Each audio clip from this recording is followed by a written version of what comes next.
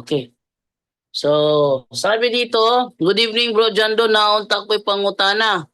Pwede makumpirmahan sa una sa bata ng edad 1 to 3 years old kay ako ug ang ako mga igsoon na kumpirmahan kuno ingon ako mama. Okay, so Brother Angel, ang tanong dito, ito para sa iyo, sabi niya, pwede ba makumpirmahan noong unang panahon ng mga bata sa edad na 1 to 3 years old? Kasi siya at ang kanyang mga kapatid, sabi ng kanyang mama ay nakumpirmahan na. Pakisagot yun, Brother Angel. Hindi po, no? Ang tinatawag, ang nakokonfirmahan, ang nakukumpilan, yung po tinatawag na age of reason, no? Pag ang bata ay pwede na mag-reason out, no? Nakakaintindi na, no? So, sa iba't ibang parte ng mundo po, iba't ibang ano yan, no? Level yan. Iba, 9 years old, no? Pataas, iba 12, iba 14. So, baka hindi po confirmation yon, no? Ang 1 to 3 years old, baka yung iba, baka nabinyagan lang sila. Pero sabi naman yan, kami nakumpirmahan niya, sabi niya. Pero hindi naman yung sinabi yung edad niya, no? But hindi po, ang kailangan makumpilan yung pong age of reason na tinatawag ng simbahan na kailangan na nakakaalam na yung bata ng tama at mali kasi dodoktrinahan na yan, no? Ano yun na yan, no? Bibigyan ng mga konting katikisim yan, konting mga ano sa turo na simbahan yan. So kailangan may alam na yung bata. 1 to 3 years old, hindi po ganun ang age ng pagkukumpil, kapatid, no? So yun po, kapatid. Okay, thank you sa iyo, Brother Angel. So, meron pa dito sa ano natin. Sabi niya is, good evening bro, tanong ko lang, nagkasala ba kami ng anak ko kasi hindi kami naka-attend ng mass noong December 25. Nakalimutan ko kasi pumunta kami sa kapatid at nakalimutan ko na holiday of obligation ba yun? Salamat. Brother Angel, sa'yo pa rin to. Yun ang problema doon, no? So, lalo na sa Pilipinas, soldo sa ibang bansa, actually dito hindi siya holiday of obligation, nakakalungkot, no? Mismong tagapagligtas, mismong maghuhukom sa ating lahat, birthday niya at hindi na ano sa iba't ibang bansa yun, no? Lalo din sa Japan din, hindi masyadong ano yun. But sa Pilipinas, no, actually yan ang pinaka-importante, no? Pagsilang ng ating Panginoon Kristo. Yes, nagkasala. Yes, kasi masyado tayong naano sa ano no? Yun na nga yung sinasabi natin lagi, no? Sino ba yung number one mo sa buhay? Si Jesus ba o yung ibang bagay, no? Kaya nga sabi ni Jesus, di ba? Sino man umibig sa akin ng higit sa kanya, dapat ibigin siya na higit sa kanya nanay, tatay, kayamanan, lahat-lahat.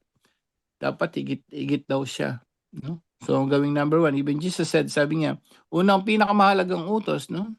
So, ibigin mo ang Diyos ng buong puso, buong lakas, buong pag-iisip mo. Dapat lagi nasa isip yon. Yes, kapatid, no? Alam mo naman yun, no? Kaya lang sabi mo, kasi pumunta kami sa ganito. Obviously, no, may ano, hindi ka naman nagkasakit. No, depende rin sa case to case basis ang holiday of obligation din, no? Kapag sa katikisim natin, no, sa 2181, ang sabi doon, kung may mga valid na reason, hindi pa kasalanan yon. But ang nangyari sa iyo, nakalimutan mo lang, ang nakakalungkot dito, hindi mo nakalimutan ang pumunta sa ibang mga pamasko, kung ano man, pero nakalimutan mo ang si Jesus na may birthday. Yes po, kapatid, no, alata naman yon at mas maganda i-confess natin, kapatid, pagka umano kayo, no, kapag bago kayo magsimba, no, i-confess niyo po yon bago tayo mag-receive ng communion para sigurado tayo. No, so hindi masyadong valid yung reason nakalimutan dahil alam mo naman yon na holiday of obligation yun noon pa. At nabata pa naman tayo, di ba? Nagsisimba na tayo, alam naman natin yun. Kahit hindi natin alam tungkol sa holiday of obligation, pero doon pa lang sa isip mo na Christmas siya, no? Birthday ni Jesus, no? So, yun po, kapatid, no? Mas maganda ikumpisa natin yun para masigurado tayo. Bro, back to you, Bro Jando. Okay, thank you sa iyo, Brother Angel. So, meron pang tanong naman dito naman. Oh, wait lang ha. Bro JD, tanong lang, ano po ba yung Palmarian Catholic Church? Ano daw yung Palmarian Catholic Church? Okay, may sagot kayo to, Brother Wendell. Ano yung Palmarian Catholic Church? Okay. Ang Palmarian Catholic Church, pinakita na natin yan. Yung pinangunahan sa kasalukuyan ngayon, yung nagpakilalang Pope Peter III. Yeah? Di ba may nagtanong kaugnay sa Palmarian? Oh, pakita natin dito Mm. Palmarian Church. Nasa ano yan, Bro Jando? Nasa Spain yan, ang Palmarian Church. Mayroon silang Santo Papa, mayroon silang mga kardinal, at ang kanilang misa ay Latin din. Pero kahit Latin ang kanilang misa, yon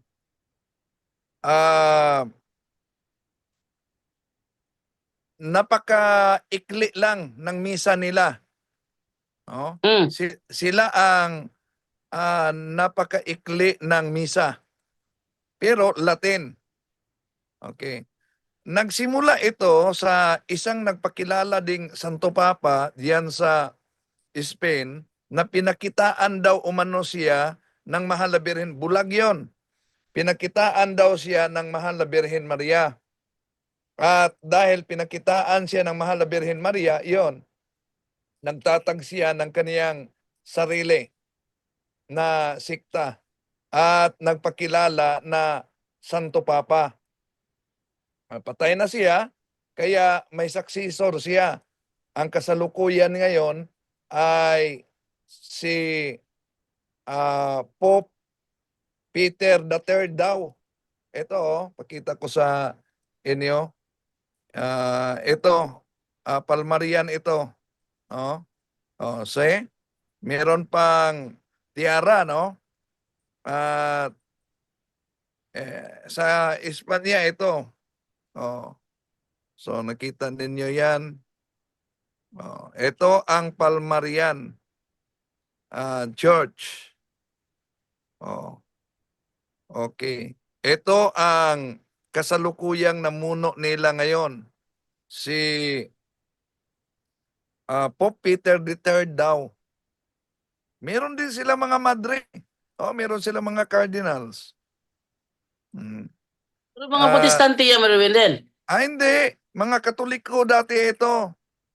At mga traditional Catholic to. Nagtatag ng sarili. Protestante nga. Protestante na. Iba ang protestante. No? Dahil ang protestante galing kay Martin Luther.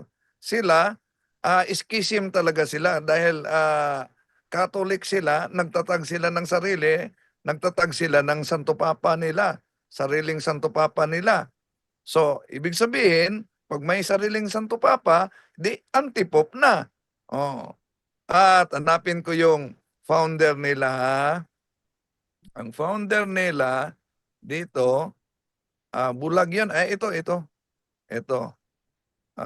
Bulag itong founder nila. Sandali hanapin ko founder nila. Pero wala na. Ito ang founder nila. Nakita ko. Ito daw ang nakakita ng Mahal na Birhen Maria. Nagpakilala siya na Pope Gregory the 17. Pope Gregory the 17. Siya ang founder. So sa kasalukuyan ngayon, dahil patay na siya, yon, ang kahalili niya ay yung si Pope Peter III. Ito. Para makita niyo, traditional talaga sila. Latin Mass pa. May mga cardinals siya. Kita ninyo. Pero hindi ito Roman Catholic, ha. May mga cardinals talaga siya. Mga bata pa yung mga cardinals niya. May mga madre din sila. At very traditional. Yan. So, yon ang Palmarian Church. Yan, balik sa inyo, Brad Jando. Okay, so dito naman tayo ngayon sa next na katanungan naman. Sabi nga dito, good evening bro. Meron po ba kayong mai-recommend na Tagalog na debater na pwede mapanood? Di po kasi ako makaintindi pag hindi Tagalog. Okay, meron ka ba may recommend Brother Wendell na Tagalog debater? Well, mga debate natin, Tagalog na. Tagalog na nga eh. Oo.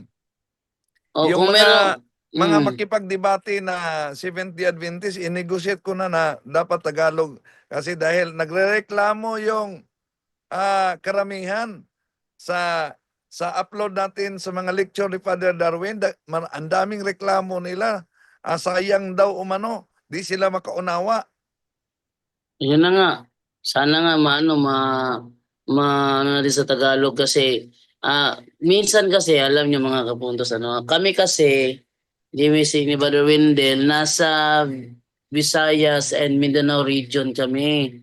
Siyempre, majority sa aming lugar Bisaya talaga, no?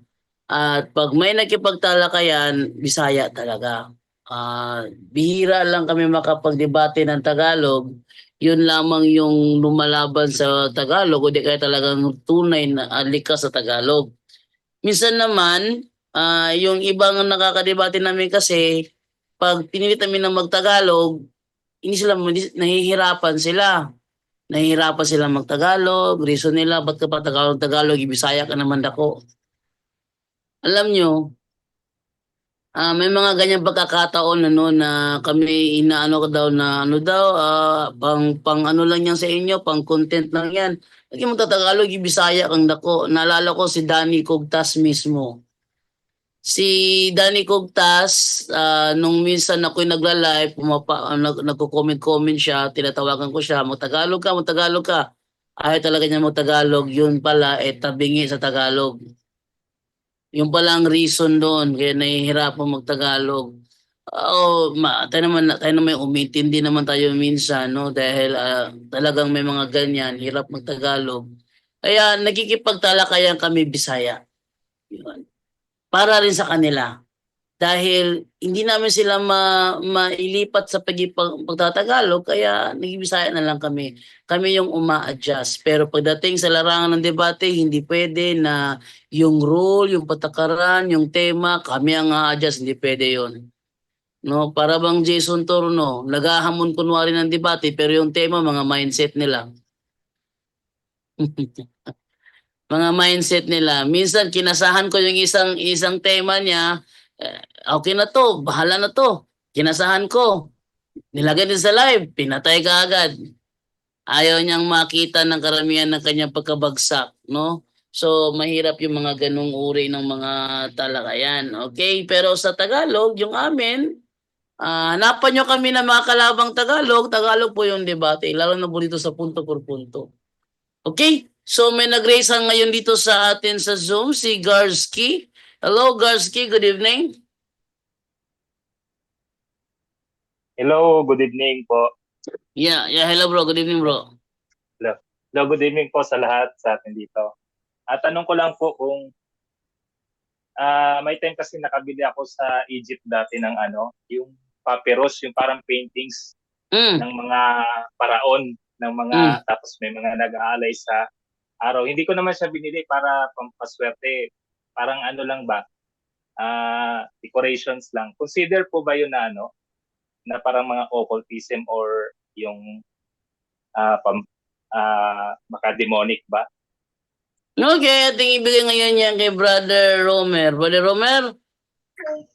Okay. Bro Jando, meron din nag-surrender niyan. Nasayangan kasi sila kasi papyrus yung yung talaga na papel na ginawa.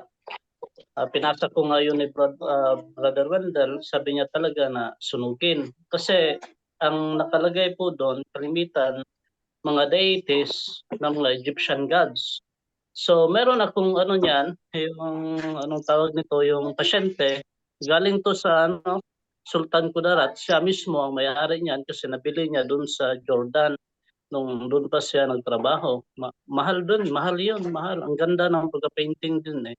So, nagtaka kami kasi every time na i-deliverance siya, ang daming nagsisipaglabasan dito sa balat niya na mga yung parang mata, yung ginagamit sa yung Illuminati na parang mata, yung parang ganyan. Meron ako dito, wala pala. Mata talaga siya, tapos ang dami mga pyramid. Tapos yung mga sign sa talaga, sa Egyptian sign, lumalabas sa buong balat niya. So yung na-assign na yung na-assign na case officer, kasi nung pupunta ko doon, sabi ko, tingin, pinakita niya sa akin eh. Sabi ko, mga Egyptian signs man to. So sabi ko, baka meron kang tinago na mga paintings na sa Egypt. Sabi niya, ang dami bro, ang dami kong libro kasi mahilig ako sa mga yung sa mga Egyptian character. So ang ginawa niya, sabi ko, i-surrender mo kasi delikado po yan. Ayun, sinurrender niya. Tapos ang pinakaano doon, dapat sunugin. Kasi kahit na yung purpose natin is for decoration, ang delikado po kasi, hindi natin alam kung sino ang nagpainting. Kasi kalimitan ng nagpe-painting, hindi lang sa tattoo yung consecrated ink. Kasi hindi naman lahat ng tattoo is yung magre-react ka. Meron talaga na yung kinonsecrate muna nila yung mga ink. Kagaya ng anong tawag nito, kagaya ng doon sa Japan, kapag gumagawa sila ng samurai, kapag nagbabaga muna sila ng uling, yung mga kasi ang ginagamit nila na diyan, yung metal is yung buhangin. So before nila ginagamit yon na para matunaw yung buhangin kasi may mga metal yan, nagtatawag sila ng pare ng yung sa Shintoism, Taoism ba yun? Shintoism. Nila, nagre-ritual talaga sila. So doon sa ritual na ginawa nila, doon nagsisimula yung infestation. Kasi ang tinatawag nila hindi Diyos kundi mga fallen angels. Minsan yung iba pinapaduguan yan, hinahaluan talaga nila ng dugo. Diba hindi natin alam kung sa hayop ang pinakadelikado kasi na padugo, yung dugo ng tao. Kasi yung iba, kapag kadugo ang pinapadugo niyan, grabe talaga ang kapit ng demonyo, yung stronghold ng demonyo dyan. So meron din na nangyari dyan na yung mga, for example, yung sa pinento nito ni Brother Wendell yung sa Pedro Siquia yata yung yung experience yung maskara ng galing sa mga Budo, doon galing sa Africa.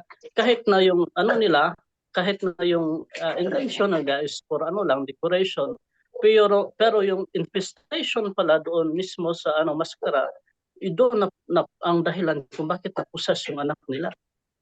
So grabe, hindi nagdede ng ilang buwan ba, ilang araw ba yun, pero buhay yung bata.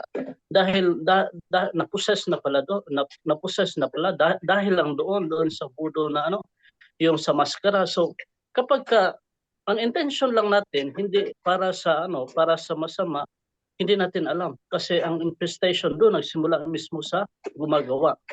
So kailangan po natin yun i-break.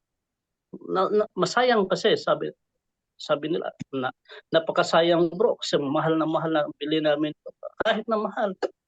Kasi mahalin natin yung natin, yung sarili natin para hindi tayo matamaan talaga ng infestation.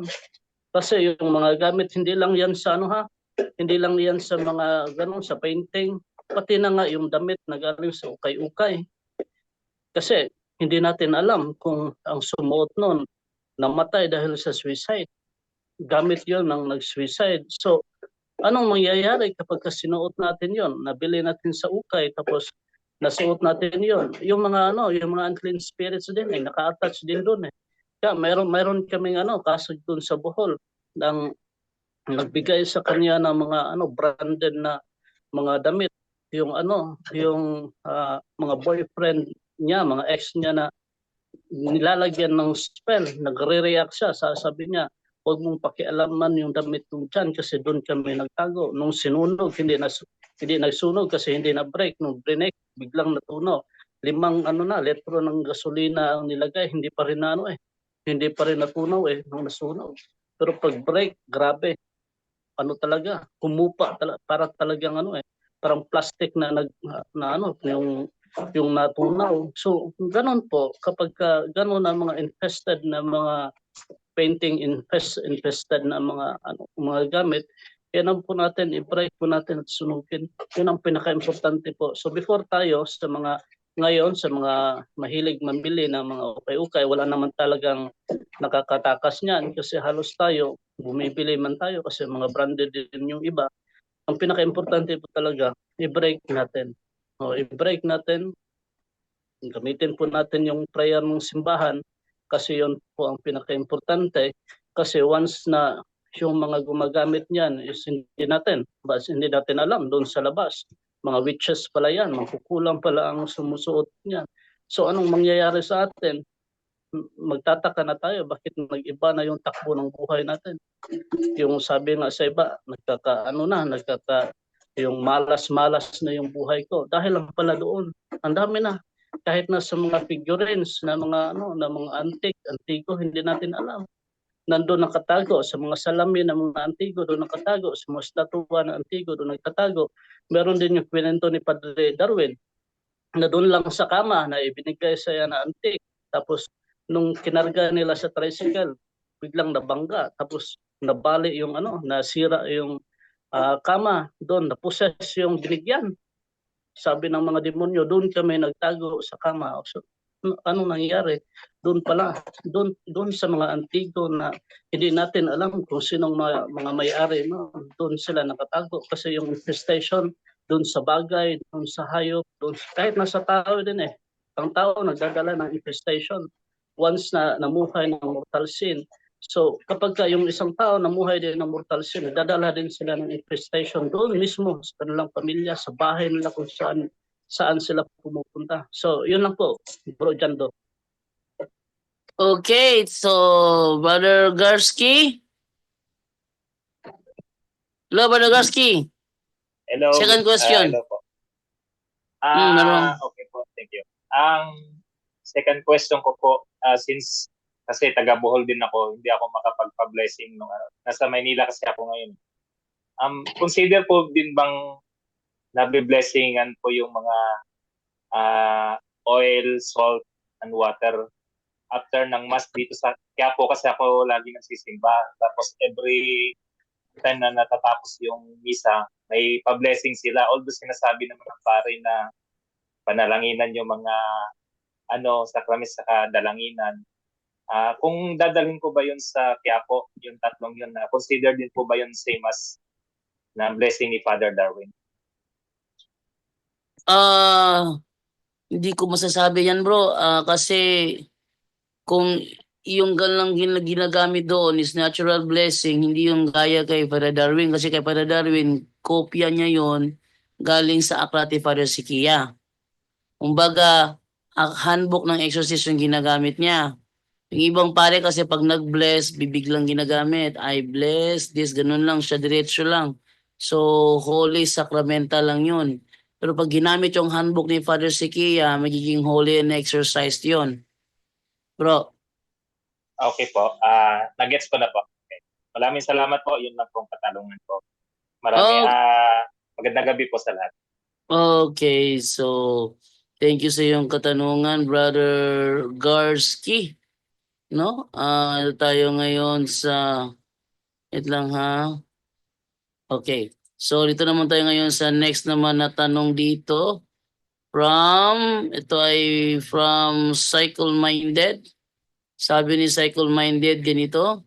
Good evening, Bro Jando. May nagpapatanong na PWD. Ano daw ang gagawin nila para nasa state of grace sila kahit may mga kakulangan sila? Salamat daw po sa mga sagot. May God bless us. So, ate pasagot yan kay Brother Angel Santos. Brother Angel, pakisagot. Okay, no?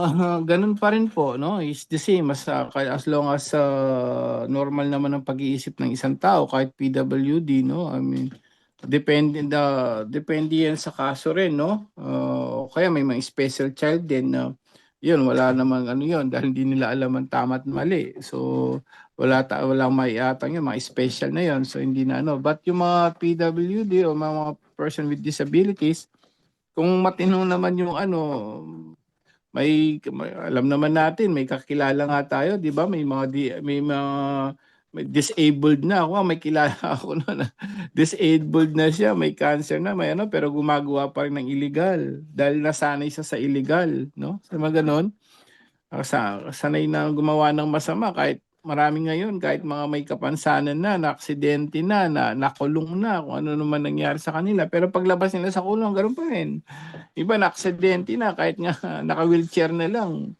Gumagana yung utak nila sa kasamaan pa rin. May kilala akong ganun na sa dami niyang mga kasalanan, na-meet ko yon. Tapos nagka-cancer, nag-survive.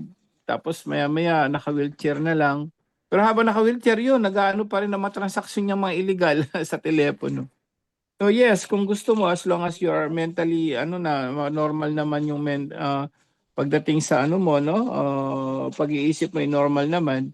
Abay, responsibility pa rin natin yan.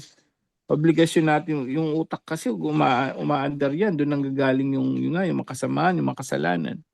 So, depende po sa situation, no? Kailangan talaga, halimbawa, lalo na yung mga may mga disabled na, kung normal ang pag-iisip natin, still, same, cares pa rin, no? Pwede siya mag-communion, o pwede siya mag-confession, as long as pwede makapagsimba. Ganun pa rin po ang proseso, kapatid, basta normal pa rin ang sitwasyon niya, normal pa rin ang pag-iisip niya. Ganun pa rin ang dapat niyang gawin, yung cares pa rin natin, no? Mamuhay ayon sa salita ng Diyos at sa turo ng simbahan. Ganun pa rin. Unless kung medyo na yung niya, may problema na sa pag-iisip, ibang kaso yon. Bro Jando. Okay, thank you sa iyo, Brother Angel. Meron pa dito ang katanungan ulit from Ron Cali Reynaldo. Bro Angel, tanong ko lang, yung rosaryo ko, nalimutan ko sa bulsa ng short ko. Nalabhan ko, mawawala ba yung blessing niyan? Thank you. Ayan, ipakitanong natin kay Bro Wendell. Pero pagka ang kasi mga sacramentals na yan, pag bless yan, bless na rin yan. Hindi yan nawawala kailanman yung blessings. Bro Wendell, pakidagdag po.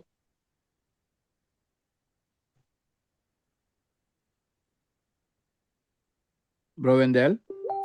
Okay. May mga nag-aakala na pag ang isang sacramentals ay mabasa na sa tubig, mag-expire na ang blessing. Hindi yan mag-expire, no? Ang blessing. Nanatili pa rin. Ang tubig di makapawala sa blessing. Pero sa tinatawag na spiritual liberation, alam nyo, ito ang itinuturo ng mga exorcist. Pag ang rosary, maputol yan, dapat ipublish umano muli.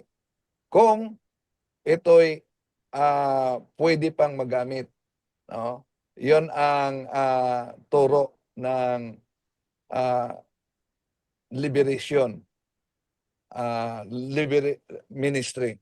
At kunti lang dagdag ko din sa nagtanong kung paano natin makamit yung plenary yung sanctifying grace, yun talaga ang kailangan. So kung pag-aralan natin ang ating catechism, merong lalo na sa kay Monsignor Moro, merong tinatawag na general means of Christian perfection. Ano po ba yung general means of Christian perfection na dapat masunod natin? Una, na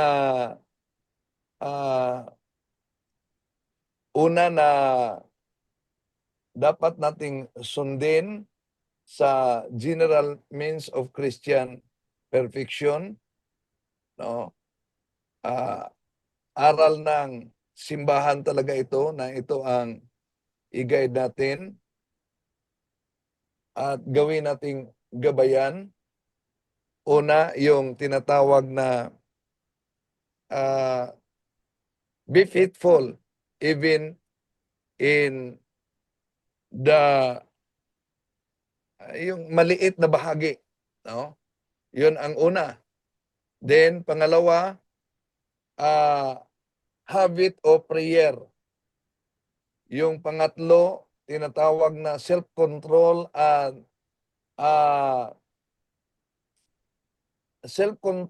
and self-denial. No? At yung pang-apat, yun, no? Frequent to the sacraments. Frequent to the sacraments. So, kung maaari nating araw-araw tayo magsimba, buwan-buwan mangungumpisal, mas mabuti makatulong natin yan. No? Nangunguna yung faithfulness in small things. Kailangan talaga yan. Hindi lang sa mga PWD, bawat isa sa atin. No? Then, panglima, yung tinatawag na observe order and regularity. Yun ang toro. At pang-anim, yung spiritual reading and meditation. We should have some regular spiritual reading and meditation. Then, ang pangpito, yung tinatawag na solitude. So, ito ang gabay sa bawat isa sa atin para sa tinatawag na general means of Christian perfection. Yun po, balik sa inyo.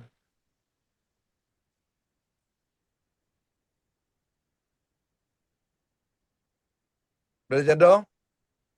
Yes, Brother Wendell? Balik sa inyo. Okay. So ito naman tayo ngayon dito kay Mers Ikagishi. Sabi niya, tuwing kailan po nag-exercise ng water, oil, and salt from Japan? Okay. Kailan daw?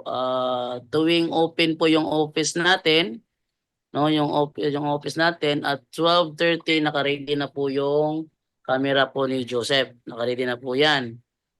Kung wala si Brother Darwin, nasa ibang lugar kasama si Joseph, so pinasisikapan ko na mag-live, no? YouTube channel pa rin, no? Sa lahat ng mga nag-aabang sa Sacramental Blessing, doon po tayo sa YouTube channel, lalo na kung Thursday, Friday, Saturday, and Sunday. Every Thursday, Friday, Saturday, and Sunday kung open lang, nandyan po yan sa YouTube channel ko. Saan ang live ngayon, dito po nila live ang Sacramental Blessing. Yan ha. Ang problema kasi ng iba kasi kaya hindi nabiblessing yung kanilang sacramentals, doon nakaantabay sa Facebook ni Father Darwin. Yun. Dahil doon kayo nakaantabay, nandito yung blessing, hindi kayo makakasali. Ganun lang kasimple yun. Okay? Dapat sana kung saan yung instruction na doon nila live, doon kayo. Ang problema kasi doon lang nakaantabay, mapapansin namin kasi yan. Bakit? Tingnan ninyo ha. Si Father Darwin, pag nag-live siya, umaabot ng 27,000 yung bawat episode niya. 12,000, 27,000. Pero sa YouTube channel 1,000 lang. 1,000, 2,000 lang. Pero sa kanya ang taas-taas. At yung YouTube ni Father Darwin humihina dahil yung mga viewers nandoon nakaantabay sa YouTube niya. Kaya pag nag-sacramental blessing dito, maraming hindi makapagpa-bless. Ganun lang kasimple yon. Tingnan nyo ha, ilan na nanonood ngayon sa ating live. Ito sila ay ang concurrent viewers is 366. Tapos yung views natin is 1,698 yung ating views. Yung ating concurrent viewers is 366. Tingnan nyo, pag si Father Darwin ang nag-live, andun, dami-dami. Hindi sila nakakahuli pag mag-sacramental blessing.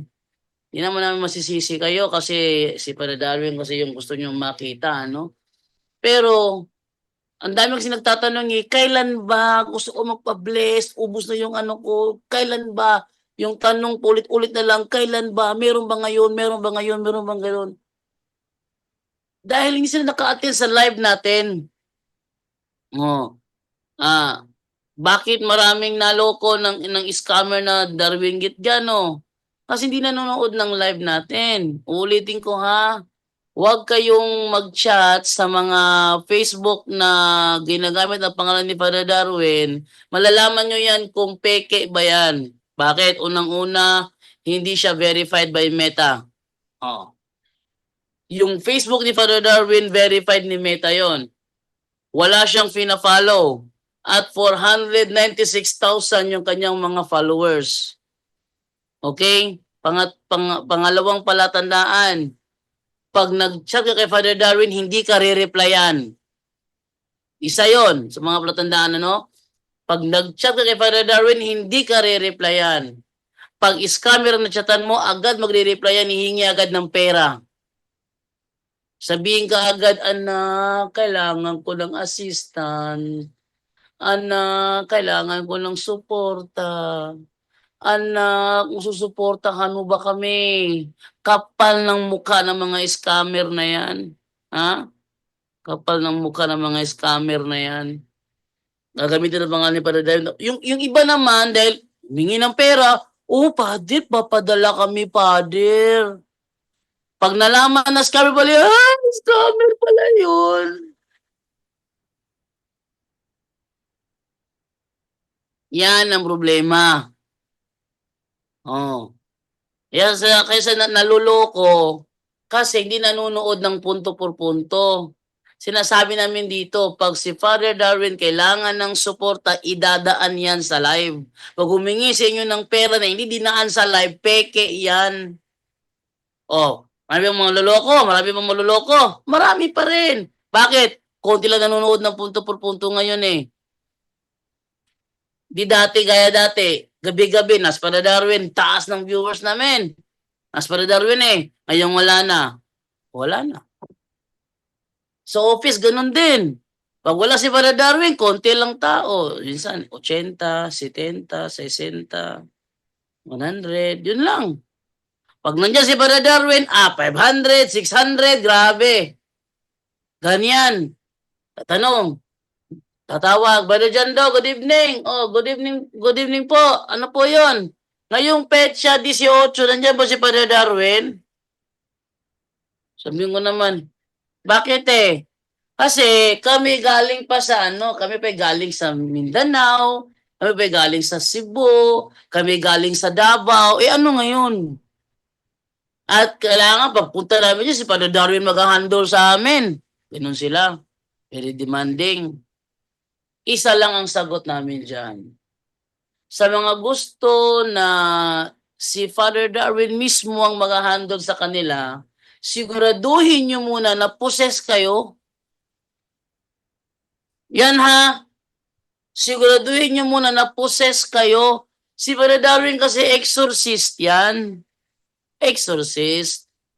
Therefore, ang kanyang inaano, yun talagang confirm na may demonyo. Kaya nga may diagnostic examination bago sumalang eh.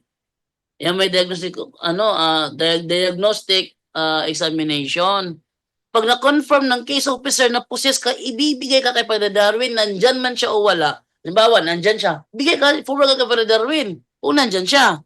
Habang kung wala, i-schedule ka niya. Balik ka ngayong petsa na ito. Andyan si Father Darwin, siyang mag-handle sa'yo. Iba kasi ganyan eh. No? Si Father Darwin gusto ko mag-ano sa akin. Alam nyo, pangit yung serbisyo doon eh. Bakit? Hindi naman si Father Darwin yung nag-ano sa akin eh. Yung kanyang alipuris eh. Yan na ngayon. Ayun na nga. Kung Father Darwin yun, sigurado, sure na akong healed. Hindi ganun. Mali yun. Naalala nyo dati, may nag-post, breast cancer yun, na biktima ng breast cancer, babae, in-interview ng ibang pare, nang halos malupay-pay na sa sobrang hina. Ano ginawa niya? Sabi niya, alam nyo, tama ang sinabi ni Father Darwin, sumunod ako sa kanyang instruction, nag-confess ako, general confession, nagpa-anoint ako, at nag-adoration ako, at nag-rosary ako, kami, buong pamilya, every night. And then, ginagamit namin yung sacramentals. Hindi niya nakaharap si Father Darwin. But take note, totally healed siya. Oh, ano masasabi niyo ngayon dyan? Kailangan ba talaga humarap kay Father Darwin? Eh kung ganun, ba't nagawa niya? Hindi niya naharap si Father Darwin. Hindi siya nakalapit sa buhol. Doon lang siya kung saan siya nakita ng pare na nag-interview sa kanya. Gumaling siya. Gumaling. Totally healed siya. Oh. Paano nangyari yun? Hindi niya nakaharap si Father Darwin. Sabi niya, totoo ang sinabi ni Father Darwin. Sinunod ko yung instruction niya. Nag-confession ako. Nagpa-anoint ako. Nag-rosary ako. Every Sunday, tanggap ako ng Eucharist. Hindi ba tumanggap ng walang kumpisal. Mag-sacramentals ako. Lahat. Nag-adore ako. Ginawa ko lahat ng instruction niya. And then, na-videohan ng pare. Binidyohan siya. Totally healed. Ang ganda-ganda na niya. Oh. Ang problema kasi sa mga tao sa ating ngayon, marami sa kanila fanatic. Yun ang problema doon. Pagdating dito, wala si Father Darwin. Hello, good morning, good morning. Good morning po tayo. Andiyan si Father Darwin? Wala po te.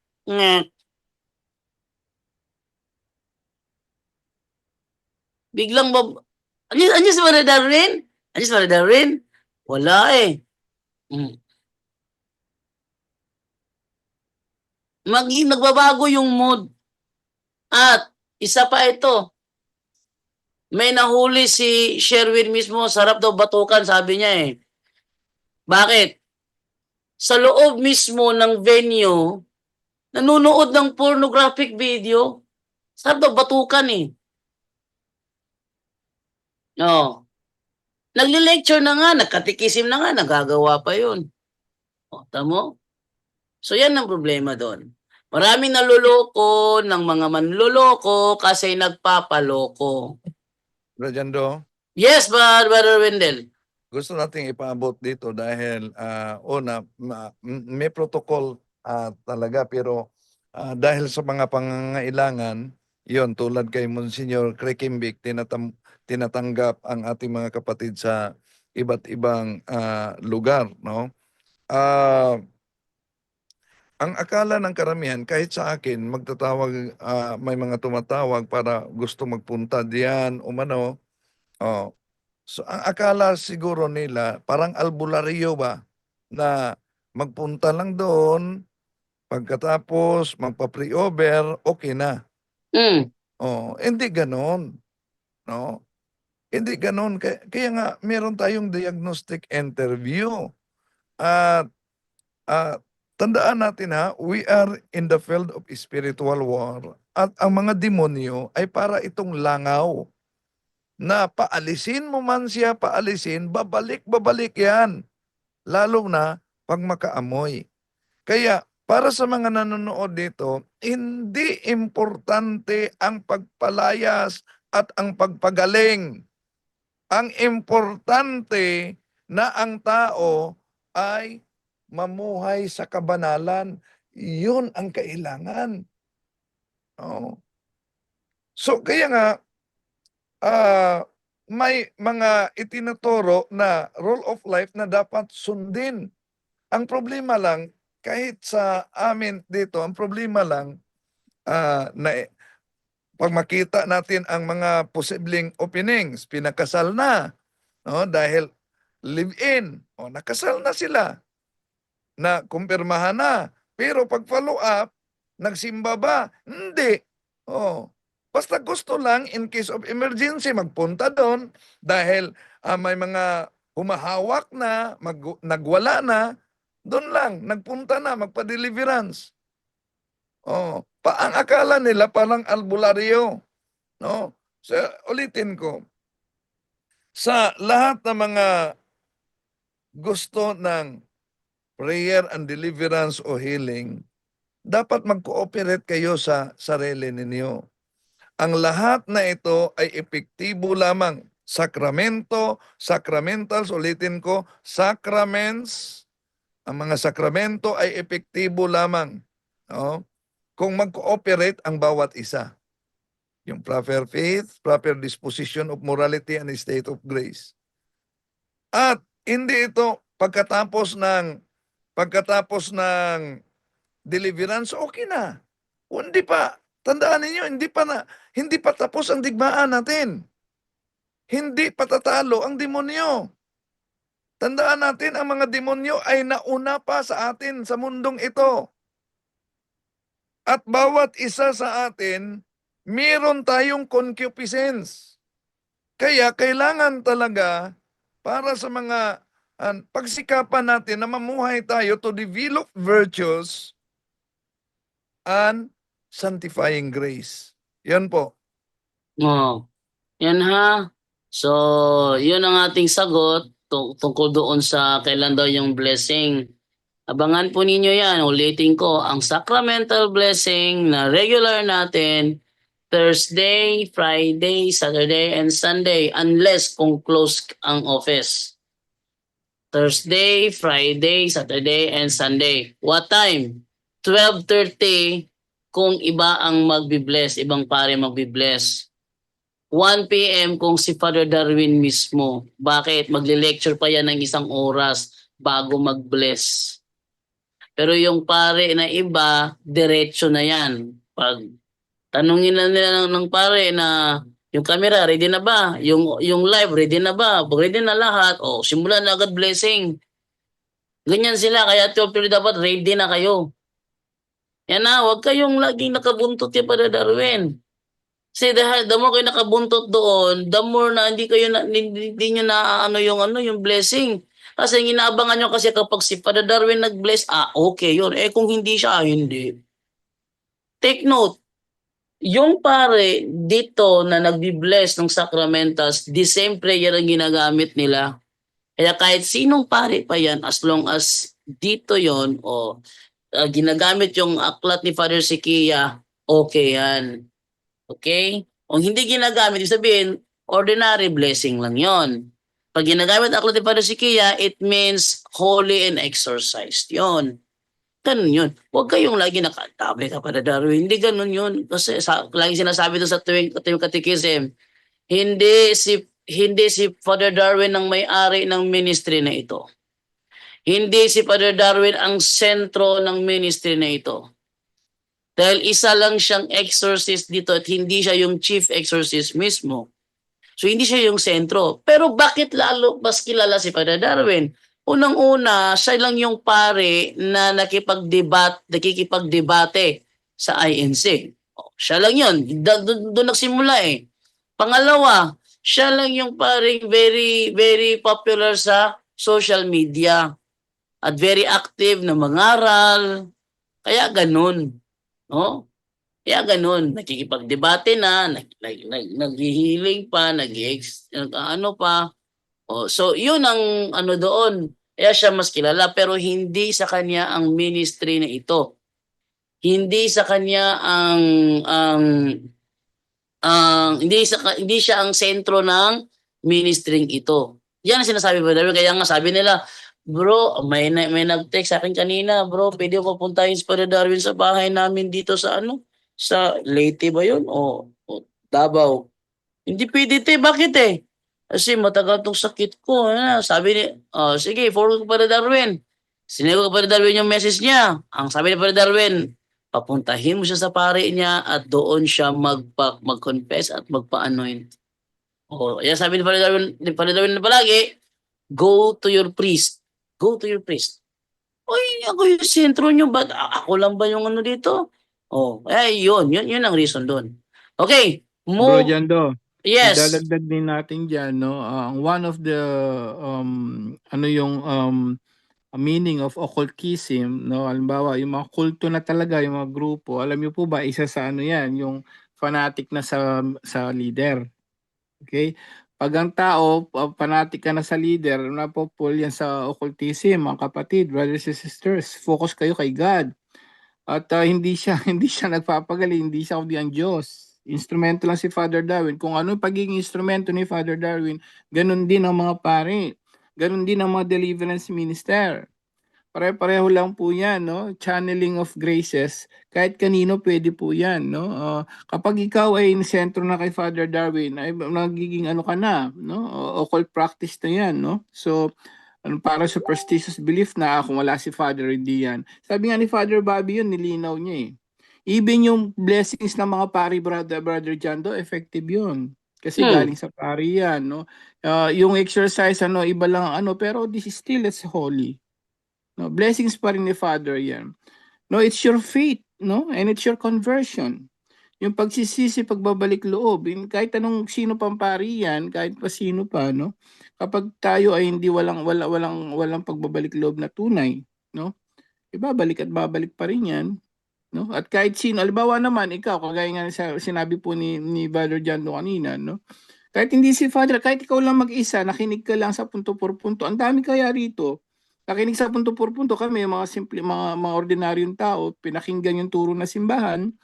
Ano nangyari? Nagbago, gumaling sa karamdaman, sacramental blessings lang. Kahit nga kay Father Bobby, see?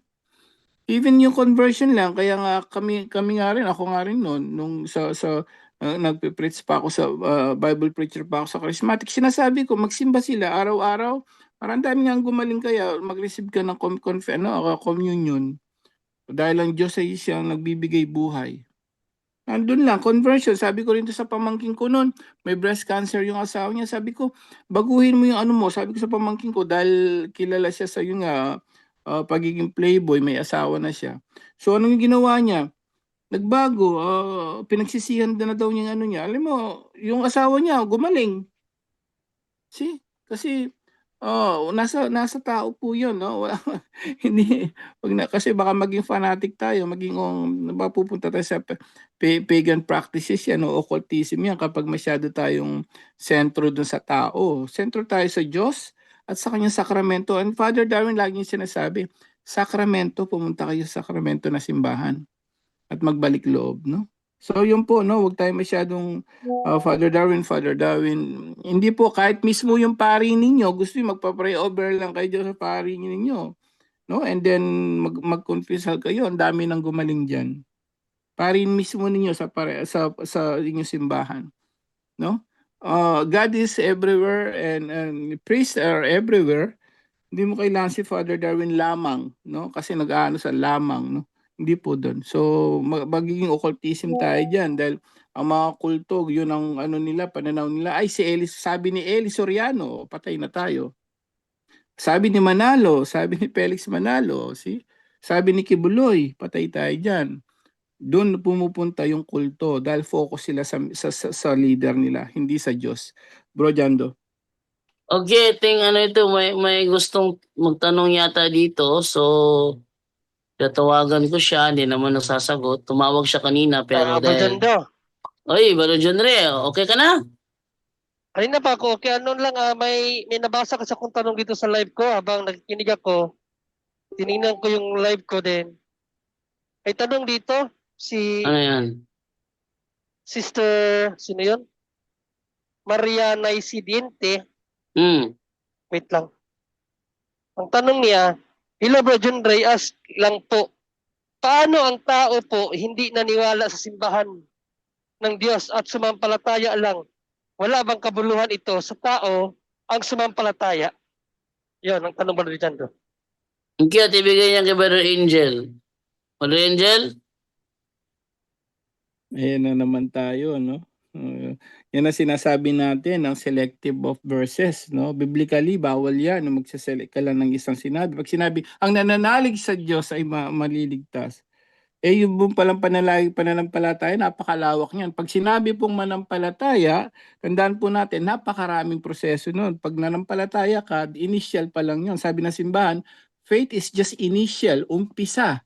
Pag nanampalataya ka, kaya sabi ni Apostol Pedro, no, paano maligtas? Sabi sa kanya, sabi ni Apostol Pedro, manampalataya ka at magpabautismo. See, mayroon pa siyang proseso, bautismo. At after ng bautismo yun, dire-diretso pa yun. May mga sakramento pa tayo. So hindi po yung sapat kapatid, napakaraming batas ng Diyos. Sa katikisim lang natin, dito napakadami na. May batas sa mga bata, sa mga magulang, sa mag-asawa.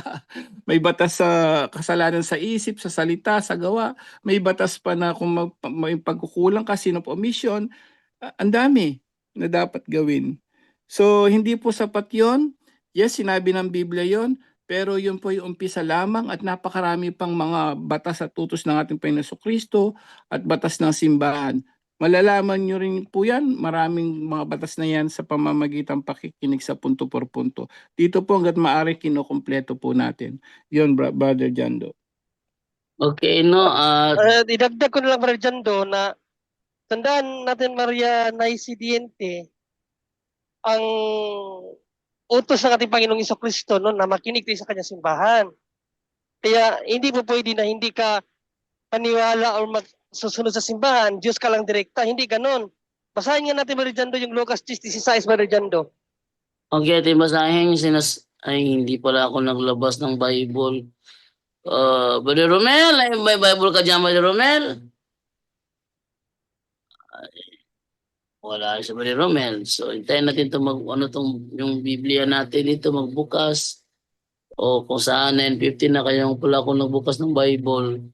So, wait lang ha. Opening pa siya, opening pa. So, abang nag-aantay tayo, Brother Jando, so hindi mo pwede yun, mga kapatid, na nanampalataya tayo sa Diyos, pero sa kanyang simbahan, hindi tayo susunod. Walang kabuluhan yun. Walang kabuluhan yung pananampalataya mo sa Diyos kung hindi mo susundin ang kanyang simbahan. Tandaan natin. Ito na. Basahin mo, Brother Jando. Sinabi ni Jesus sa kanyang mga alagad, ang nakikinig sa inyo ay sa akin nakikinig. Ang nagtatakwil sa inyo ay nagtatakwil sa akin. At ang nagtatakwil sa akin ay nagtatakwil sa nagsugo sa akin. Yan. Bakit sinabi ng Panginoong Jesucristo yan, na hindi nakikinig sa kanyang simbahan, na hindi nakikinig sa kanya, at nagtatakwil pa sa kanya? Dahil inseparable ang ating Panginoong Jesucristo at kanyang simbahan, mga kapatid na Maria Naisidente. No? Tandaan natin palagi na ang simbahan, ang katawan ng ating Panginoong Jesucristo at siya ang ulo.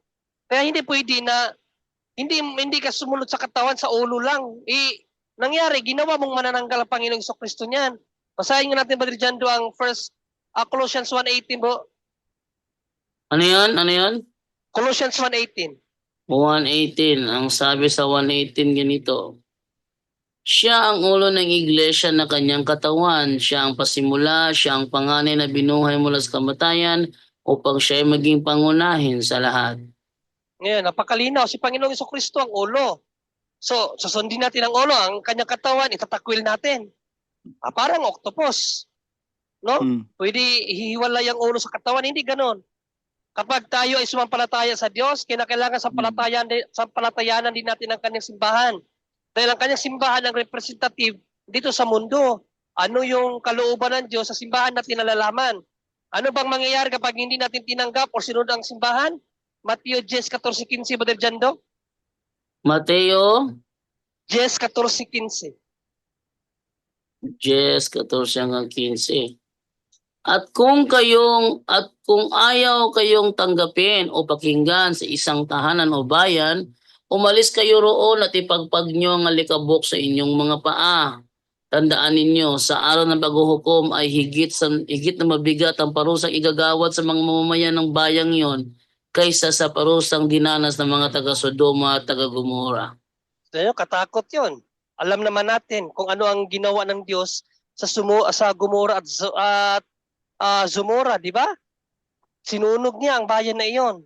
Pinulbos niya sa pamamagitan ng apoy na galing sa kalawakan, yung mga kometa. Ano lang sabi ni Panginoong Jesucristo diyan? Ang hindi tumanggap sa simbahan at sumunod sa simbahan ay masigit pa ang parusa nila kaysa mga taong pinarusahan ng Diyos sa Gomora at Gomora at Sodoma. Sodoma tuloy. Gomora at Sodoma. Mas higit pa ang mapapala nating parusa sa kanila kung hindi natin susundin at pakikinggan ang simbahan, Sister Maria Naisidente. Yun lang, Brother Jando. May susundin, no? So, marami pa yung susundin. O para makumpleto natin yung sinasabing susundin. Ano ba yung susundin? Unang-una, Okay, dalawang verse na lang, Bro Jando, pakibigay natin ng ikalawang Santiago, Santiago Brother 2. Angel, bago pala yan sa iyo, Brother Angel, isang talata lang, Brother Jando, yung sa Revelations 2:7, Brother Jando, saan tayo makikinig? Revelations 2:7. Ang sabi ganito, ang lahat ng may pandinig ay makinig sa sinasabi ng Espiritu sa mga iglesia. Ayun. Mm. Saan daw makinig, Brother Jando? Sa mga iglesia. iglesia. Ibig sabihin, sa mga diocesan, simbahan. Yan lang. Patuloy, Brother So Angel. anong turo doon? Unang-una yung John 3:16, sabi ni God, no, for God so loved the world, he gave his only begotten son. Sino mang sumampalataya ay maliligtas. So yun ang basihan ng mga born again at mga ibang sekta, no? Ngayon, yun lang ba? Okay, dalawang verse na lang, magpaano ba yung gagawin? Ano ba, may kailangan ba may gawa? Unang-una, alam naman natin to, hindi nila ito binabasa. Santiago 2:26, Bro Jando. Okay, Santiago 2. Kasi kanina kasi mo kasi ikalawang Santiago. Dalawang pala. Santiago 2 pala. Walang ikalawang Santiago. Ikalawang Pedro ang nasa isip ko mamaya after niyan. Santiago 2:26 sabi ganito, patay ang katawang walang espiritu. Gayon din naman, patay ang pananampalatayang walang kasamang gawa. May kasama. May hindi lang kasama. may kasama. So patay na kagad yung faith alone. Ano ba ngayon ang gagawin sa pananampalataya? Yung gawa. O dito tayo sa ikalawang Pedro na tayo. Ikalawang Pedro. 9. Ayan. Ano yun? Ikalawang Pedro 1, no? Sulat ni San Pedro, chapter 1, verse 5 to 9. Ito po, Tagalog na yan, ha? Pananampalataya lamang, ano yung dadagdag? Sabi, dapat may gawa. Ano yung gawa? Dahil dito, sikapin ninyong idagdag sa inyong pananampalataya. May idadagdag sa pananampalataya daw. Ayun, patay yung faith alone dyan. Ano yung mga yon? Ang kabutihan. Sa inyong kabutihan, ang kaalaman. Sa inyong kaalaman, ang pagpipigil sa sarili. Sa inyong pagpipigil sa sarili, ang katatagan, ang pagiging makadiyos, ang pagmamalasakit sa kapatid, ang inyong pagmamalasakit, ang pag-ibig. Kung ang mga katangiang ito ay taglay ninyo at pinagyayaman ng inyong pagkakilala sa Panginoong Jesucristo ay hindi mawawala ng kabuluhan at kapakinabangan. Ngunit kung wala sa inyo ang mga ito, kayo ay parang bulag at hindi nakakakita at nakalimot na nilinis na kayo sa inyong mga kasalanan. Ayun. So ang daming idadagdag pala, Bro Jando. So bagsak ang faith alone yan. Yun ang sinasabi natin. Kasi ang nagbasa ng isang talata, paano yung iba? Hindi na kailangan? Patay tayo diyan, no? Selective version. 'Yun ang problema. Kahit sa pagkain, gusto ng mga tao instant coffee, instant noodles, instant lahat, pati salvation instant na, Bro Jando. Nako, hindi pwede yung instant. Hindi pwede yan. Faith na lang, okay na ako, no? So patay tayo diyan. Ganyan na ako totoo to, galing sa bibig ni Kuya Kim yan. Katolikong solid, no? Nung nagkasakit yan, dinalaw ni totoo to, sabi ni ni Karen Davila daw. Sinabihan ni Karen Davila, tanggapin mo lang si Kristo bilang personal na tagapagligtas. Sabi ni hindi to Buwagyan mo lang si Karen Davila? Yeah, siyang binanggit niya talaga ni yon kasi magkasama sila sa ABS-CBN noon, no? Hindi, buwagyan ba si Karen Davila? Born again, no. Kasi hanggang ngayon nga nag-aano siya sa TV Patrol lagi minsan nag-aano siya ng Bible verse. So binanggit talaga ni yan, may dokumento diyan. Baka sabihin naninira po tayo. Hindi. Kaya si Kuya Kim ngayon, kaya tingnan mo nanunulig sana siya sa Christmas. 'Yun ang istorya niyan. Katoliko solid sila, sina Atienza, si Manila Mayor Lito Atienza, tatay niya yan. Solid Catholic yan. Tapos solid siya sa Katoliko, matalino si Kim Atienza. Ano nangyari? Ilang beses siya na hospital kasi yung puso niya. Yung bandang huling pangalawang atake yata, dinalaw siya ni Karen Davila. Sinabihan siya, binasahan ng Biblia, patay. Ano sabi doon? Tanggapin mo si Jesus bilang yung personal na tagapagligtas. Alam mo si Kuya Kim ngayon yun na pinapangaral. Tanggapin ko lang daw si personal lang daw. Patay na, instant. Ayun, tulig sana sa Christmas Day. Napakadelikado yan, instant eh. Siyempre, madali nga naman yun. No? Yung mga tao ngayon, ganyan eh. Kaya dito na lang ako sa simbahang katoliko, ang daming bawal eh. O, patay na. Eh, biblically, yun talagang dapat gawin natin. No? So, ingat po mga kapatid, hindi lang pong faith yan, basahin pa din natin yung ibang talata sa Biblia dahil lahat, baka magulat tayo, sabi nga ni Father Rich Monilo, pagka nagkamali kang interpretasyon sa Biblia, impyerno ka, sabi niya, Bro Jando. Okay, at dahil alas 10 na po ng gabi, so may tanong sana dito, nagpapatanong siya, kaso nga lang, pag tinawagan ko din naman sumasagot, ating ulit muna tawag sa kanya ha, huling pagkakataon. Pag sumagot ba ito?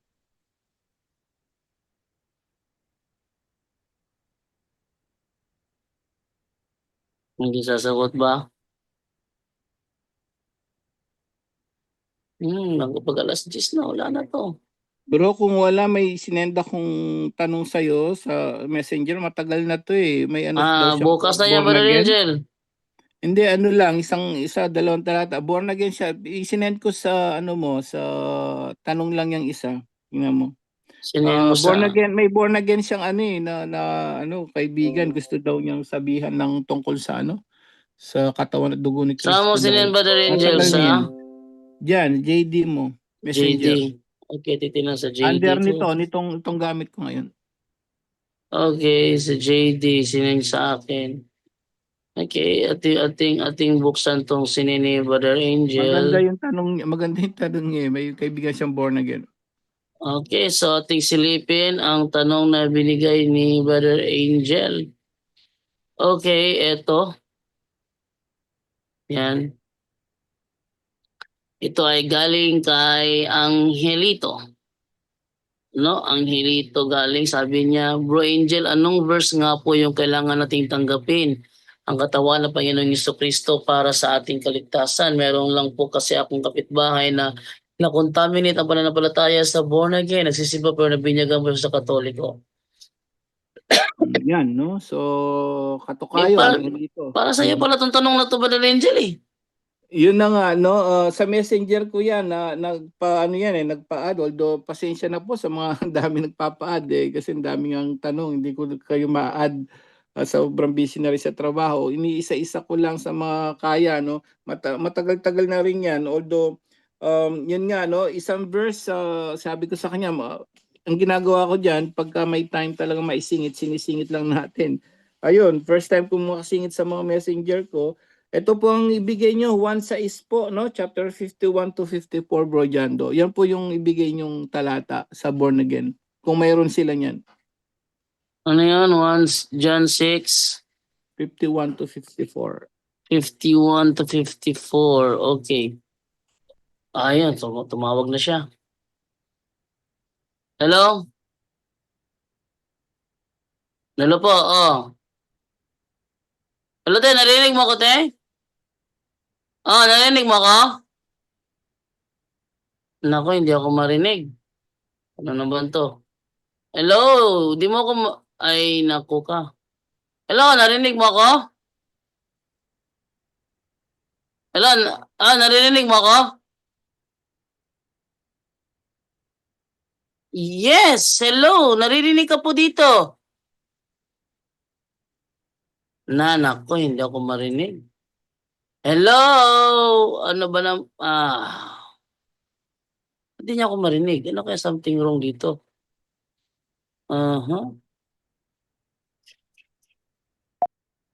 Hello po, naririnig mo po ba ako o hindi po? Kasi kanina pa ako nag-hello ng hello, di mo ko naririnig.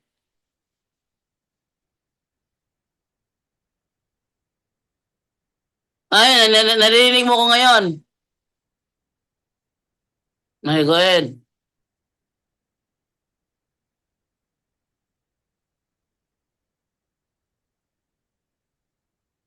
Saan?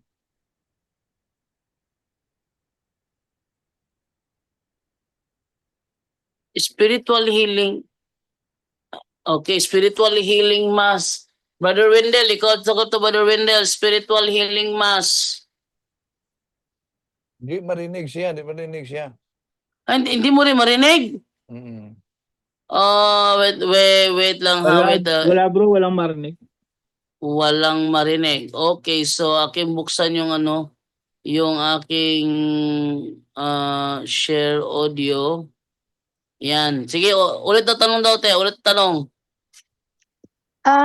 Yung spiritual healing mass po, naririnig ko po siya. Pwede po ba yung halimbawa po para sa kagaya ko po na sinasabi ko na po, ay napatawad ko ng nagkakasala sa akin. Pero dumadating po yung time na nandyan pa yung sakit at saka nandyan pa yung parang nararamdaman ko po yung galit. Pero willing naman po akong magpatawad. Pero dumadating pa rin po. Pwede po ba yung spiritual healing mass at papaano po siya gagawin? Brother Wendell, narinig mo yan? Okay, narinig ko yon. Lahat na misa ay healing yan, no? Mass. Pero merong healing mass lalo na yung sa mga isinagawa ng mga healing priest at exorcist. Yung kumpisal, healing sacrament of healing din yan, no? Pero ang tanong, ito kasi, ang tanong,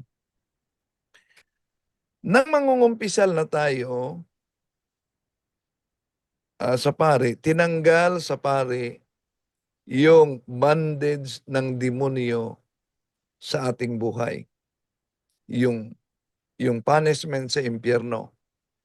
Pero merong di natanggal sa pari yung temporal punishment. Di ba? Na kailangang tanggalin, pwede sa plenary indulgence. Ngayon, ikinumpisal na natin sa pare yung galit natin sa taong kinagagalitan. Nawala na yan sa paningin ng demonyo dahil kinukumpisal na natin yan. Pero tandaan natin, ang mga fallen angels ay mas matalino sila sa tao. Alam nila ang human anatomy. Ibig sabihin, alam nila saan na-restore ang mga memories. Lalo na yung mga masasakit na memories.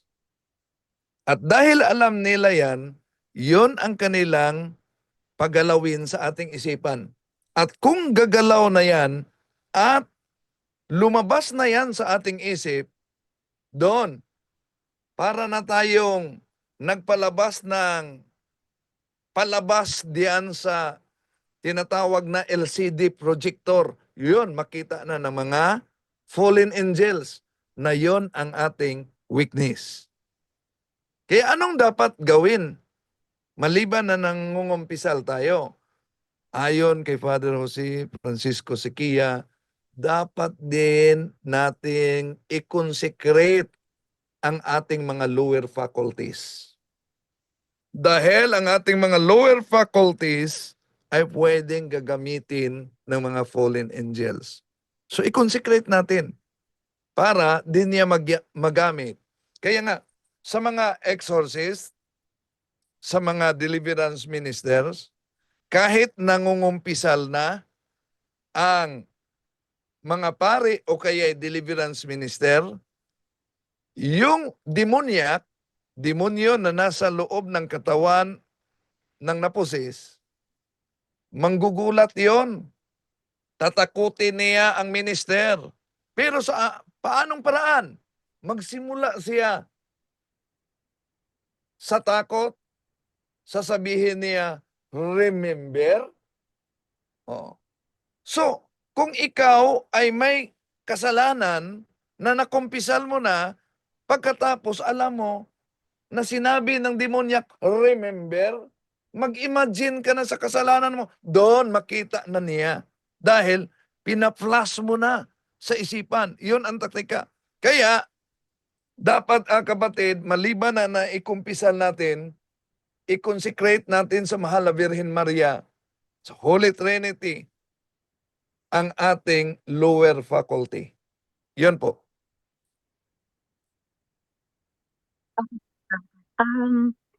May isa pa pong katanungan po. Kasi nag-aaral po ako ng catechism po dito. Na-mention po ng nagtuturo sa amin po na kahit daw mga binyasin hindi po pwedeng mag-communion. So nagkasala po ba ako? Kasi minsan naman po nagkakasala po talaga ako ng mga binyasin tapos nag-communion po ako. So kasi na ano ko din po dito sa inyo sa PPP na basta mga binyal lang po, pwede pa rin makapag-komunyon. Sa kanya po, sabi niya hindi po daw.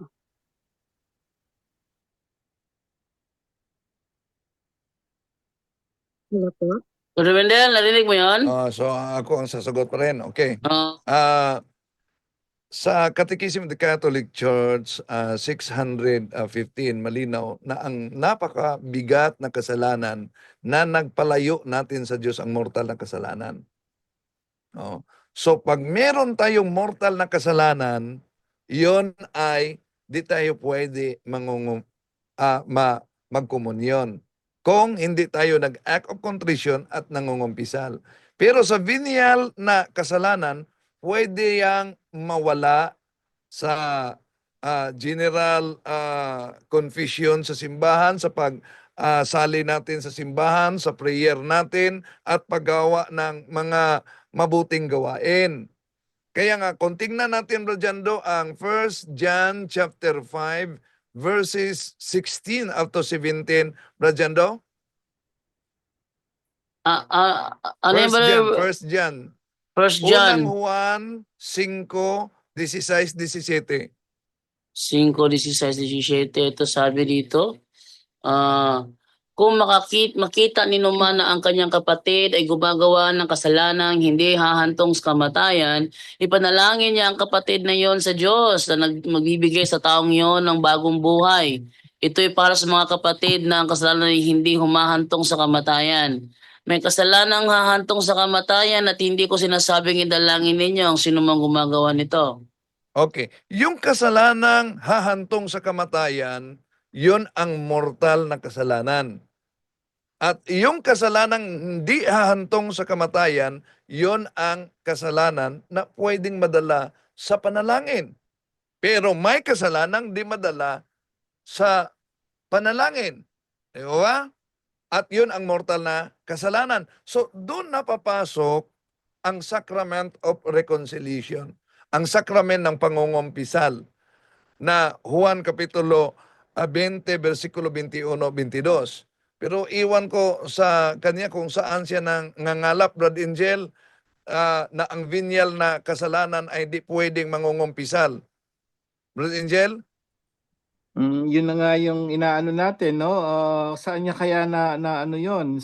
Saan niya kaya na nabasa yon? Pero eto, mayroon tayong dokumento rito. Bro Jando, may tinext ako sa iyo na yung Catholic website, kung ang venial sin ba ay hindi na pwede mag-communion. Ewan ko maano mo dyan yung Bro Jando, no? So, ayun. Ang nakalagay dito, kung di mo Saan mo maano yan, sinin? sa JD mo, JD. Wala akong natanggap dito, bro. Ibang ano yon. So the church teaches that if one has only committed venial sins and makes a sincere act of contrition, perceptions of Holy Communion remits those sins. Actually, even sa simbahan natin, ang turo sa atin, 'di ba may tinatawag yung sa una pa lang parte ng misa natin, no? So sabi ni Father, para tayo may karapat-dapat sa banal na pagdiriwang, aminin muna natin ang pagsisihan ng ating mga kasalanan, di ba? Yun ang tinatawag na penitential act, no? Ang ibig sabihin noon, yung pagsisi ng kasalanan, inaamin ko, di ba? Sa makapangyarihan Diyos at sa inyo mga kapatid. Pag-amin na yon, doon pa lang cleansing na yon para maging karapat-dapat tayo doon sa ano. Pero hindi kasama yon, yun nga yung mortal sin na sinabi ni Bro Wendell. Ang problema nga sa lamang sa mga tao, 'di ba Bro Wendell, hindi nila alam kung anong venial, no? Wala, Hindi nila wala alam naman yun. Wala naman kung yun anong sa Catechism, mortal. Brad Oo, Angel, na ang na venial na bawal. kasalanan Oo. ay bawal magkomunyon. Kaya nga tinatanong ko dapat may basihan siya, no? Kasi lahat ng mga lahat ng mga venial sin natin napapatawad. At dito sabi, pati nga yung Holy Communion nakakapagpatawad din ng venial sin yan. So, venial sin, sabi rito, does not make us unworthy of receiving Holy Communion. Hindi, Sorry po. yes, sister.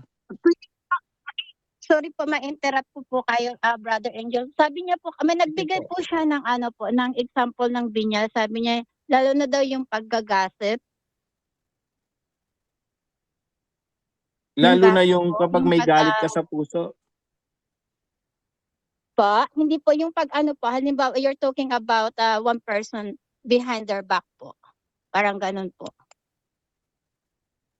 Yung What do you mean? gossiper po, parang, Yung pang yung chismis na, po, bro. anong sa Tagalog Chismis. yung gossiper po?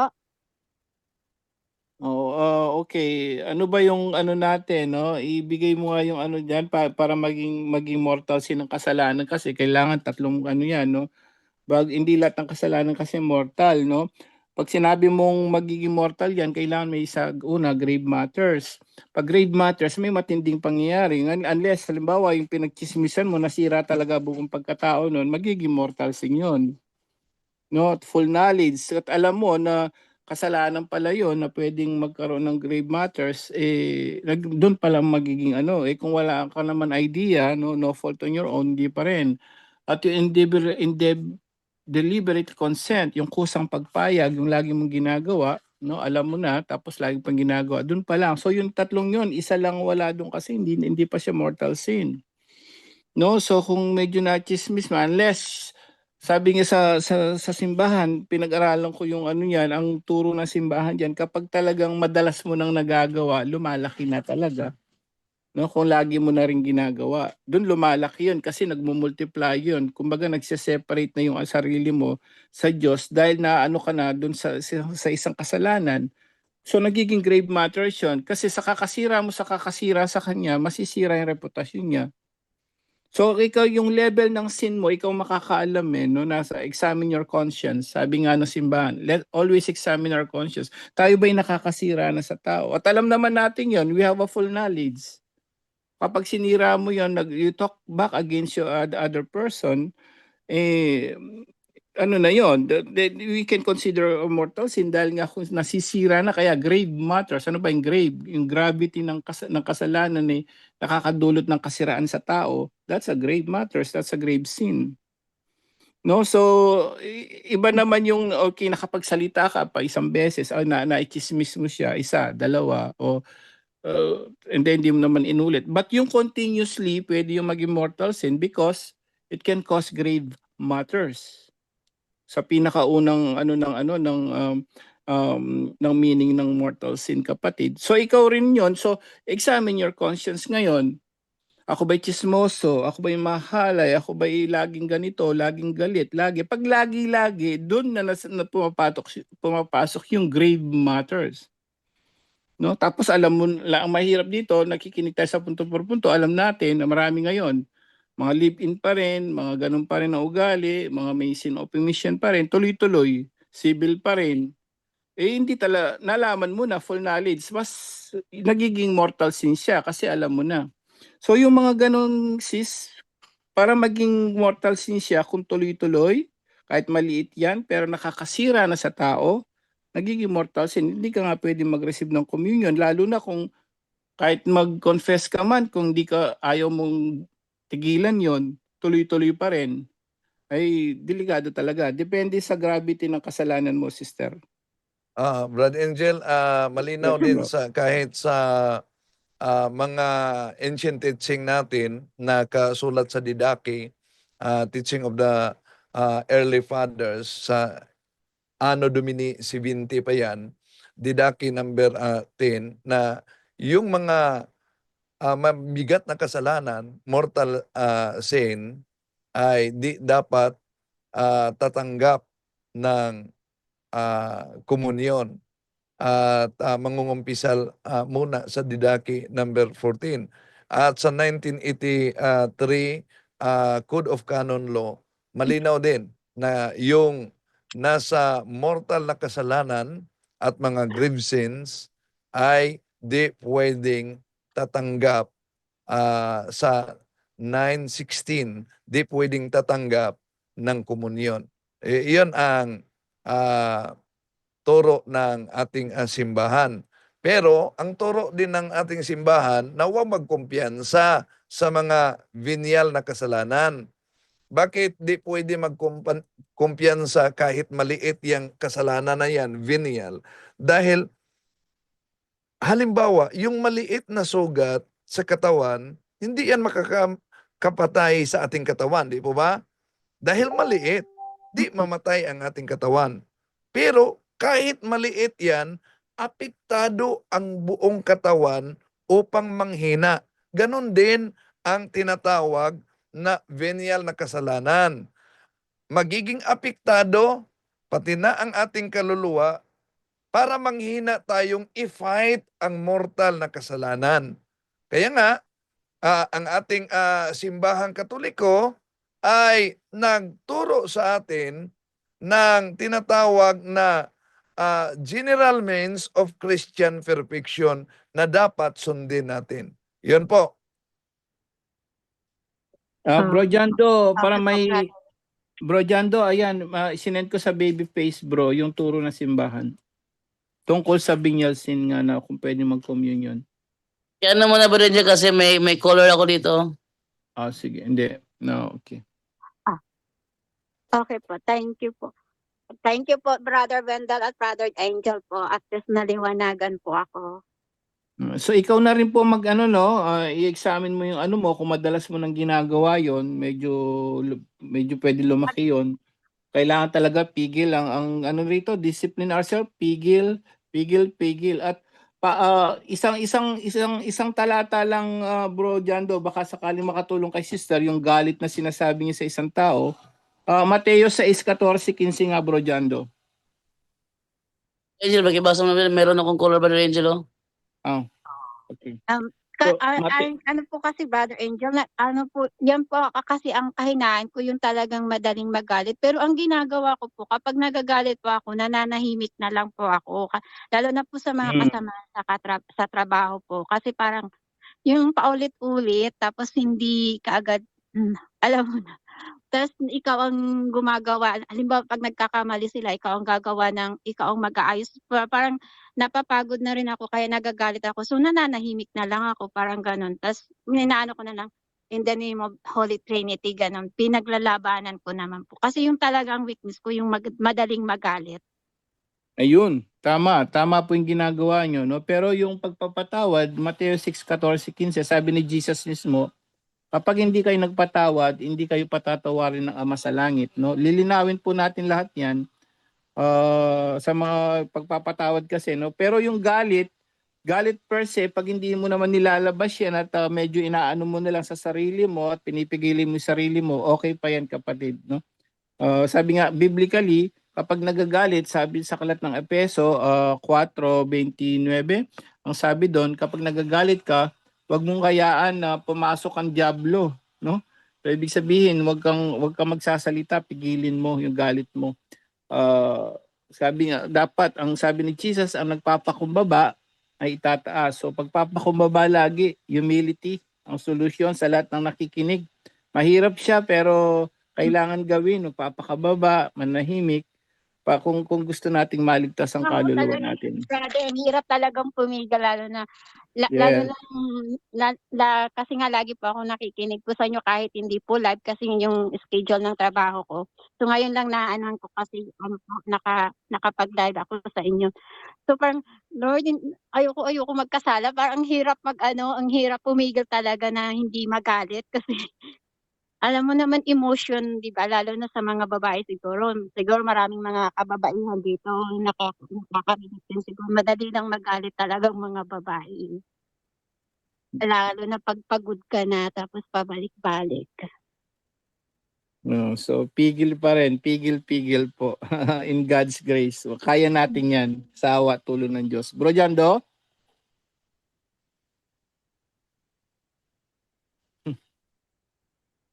Bro Jando, tapos na. Brother Angel, Brother Okay, Wendell, salamat po sa tulong.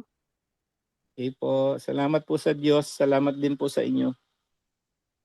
Good night po.